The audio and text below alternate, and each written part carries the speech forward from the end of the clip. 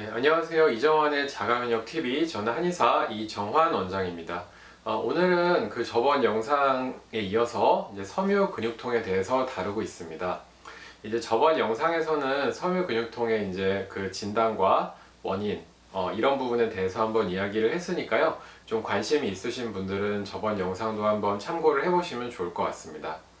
이번 영상에서는 섬유 근육통에 주로 처방이 되는 약과 그 약들의 이제 특징과 뭐 주의사항 이런 것들에 대해서 한번 좀 알아보도록 하겠습니다.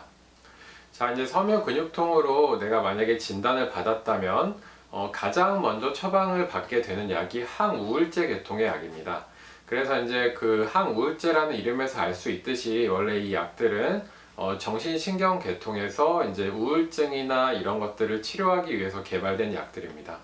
근데 이제 섬유 근육통이라는 그 병을 보게 되면은 이게 그 통각이 과민해지는 거, 그러니까 통증을 같은 통증도 크게 느끼는 것으로 보통 보기 때문에 이제 항우울제를 쓰게 되면 몸의 감각들이 좀 둔감해지게 되는 경향이 있고요. 그러면서 좀 통증이 줄어들 수 있는 것들이 있습니다. 그리고 환자분들이 우울감이라든지 불안감을 호소하시는 경우들이 꽤 있기 때문에 이 약을 먼저 처방을 하게 됩니다. 그래서 이제 이 약을 처방을 받으면은 통증이 좀 줄어드시는 경우들도 있고요. 뭐 그렇지 않은 경우도 있습니다. 근데 이제 그 이 약에 대해서 좀 부작용이나 이런 부분들을 또 살펴보게 되면은 뭐 변비라던가 입마름이라던가 체중 증가 같은 일반적으로 우리가 많이 알려진 부작용들이 있고, 이 약을 좀 오래 복용을 하셨을 경우에는 약을 끊기 힘들다는 단점이 있습니다. 그러니까 원래 항우울제를 드시던 분들이 약을 좀 끊게 되면은 불면증이 생긴다거나 기존에 느꼈던 통증이 좀 더 심해지는 경우들이 있기 때문에 이 약을 좀 끊게 되기가 힘들어서 섬유근육통으로 이제 우울증 약을 처방을 받으시는 경우들은 짧게는 몇 년에서 길게는 몇십 년까지 이제 약을 드시게 되는 경우들이 있습니다. 그래서 이제 복약에 처음 시작하실 때나 장기적으로 복용을 할 때는 좀 신중하게 결정을 하시는 것이 좋을 것 같고요. 그 다음에 만약에 이제 항우울제 계통이 효과가 없게 되면은 그 다음으로 처방을 하는 것이 이제 항전간제 계통입니다. 항전간제라는 것은 우리가 보통 약의 이름으로 보통 보게 되면은 뭐 리리카라던가 신발타, 뭐 가바펜틴 이런 약들이 주로 이제 항전간제입니다. 이것은 이제 뇌 중추신경, 그러니까 뇌 흥분을 조금 덜 하게 만들어서 통증을 덜 느끼게 하는 그런 약물들로 볼 수가 있고요. 구체적인 성분으로는 리리카 같은 경우에는 프리가발린이란 성분을 사용을 해서 만들게 되고, 뭐 가바펜틴은 뭐 가바펜틴 성분을 그대로 약명을 따서 그렇게 좀 조제를 했고요. 그 다음에 이제 신발타 같은 경우에는 이게 이름이 조금 어렵기는 한데 그 둘록세틴 염산이라는 성분으로 구성이 되어 있습니다. 그래서 투여 용량을 보게 되면은 리리카 같은 것들을 기준으로 했을 때는 보통 하루에 한 75mg 정도에서 많으면 300mg 정도를 투약을 하게 됩니다. 이게 이제 진통 효과가 항우울제보다는 훨씬 세기 때문에 약을 드시면 통증이 줄어드는 경우가 좀 많이 있고요. 그래서 섬유 근육통으로 진단을 받으셨을 경우에는 리리카나 신발타 같은 약들을 경험하게 되시는 경우가 상당히 많습니다. 근데 이제 이게 통증을 줄여주는 좋은 효과도 있는 반면에 이제 뭐 부작용이라든지 아니면 이제 안 좋은 부분들도 있는데요. 그 저희 이모님의 사례를 들어서 이제 이 이야기를 한번 해보려고 합니다. 저희 이모 같은 경우는 이제 치과에서 치과 치료를 받은 이후에 그 이와 이제 안면부에 통증이 생겨서 여러 병원을 이제 헤매시다가 결국에는 이제 비정형 안면통이나 비정형 치통으로 해서 진단을 받으시고 이 리리카라는 약물을 상당히 오랫동안 복용을 하셨습니다.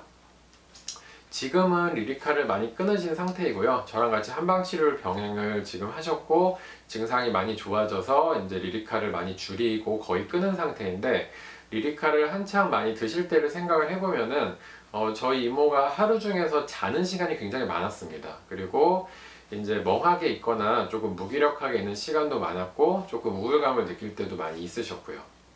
뭐 그런 상황들이 있었기 때문에 이 리리카를 장기적으로 복용했을 때는 대체적으로 조금 활력이 좀 떨어지시는 경우가 많습니다. 그리고 잠을 좀 더 많이 자게 되는 그런 단점도 좀 있을 수가 있고요.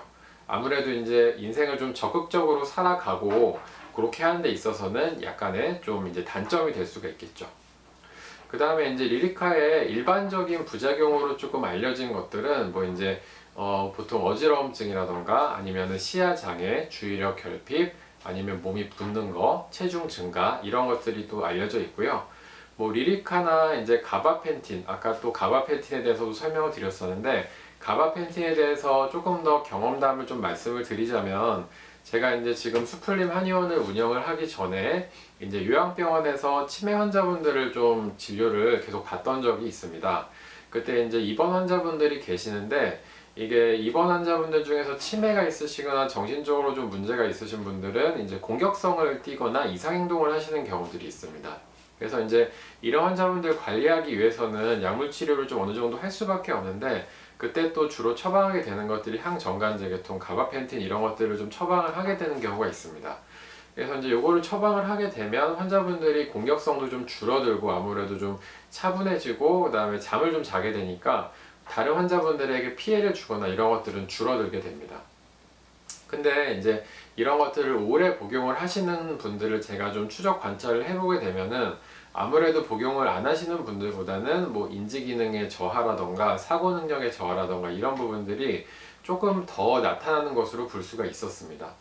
물론 저도 이제 제가 데이터를 가지고 논문을 쓴 건 아니기 때문에 이게 100% 맞다라고 말씀을 드릴 수는 없겠지만, 뭐 그래도 그 숫자가 그렇게 적은 숫자는 아니었어요. 환자분들을 관찰해 봤을 때.